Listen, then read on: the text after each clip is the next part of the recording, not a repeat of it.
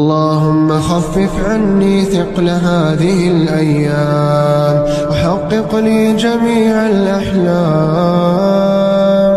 اللهم إني أحاول فأعني، وإني أتعثر فأقمني، وإني أشتت فدلني.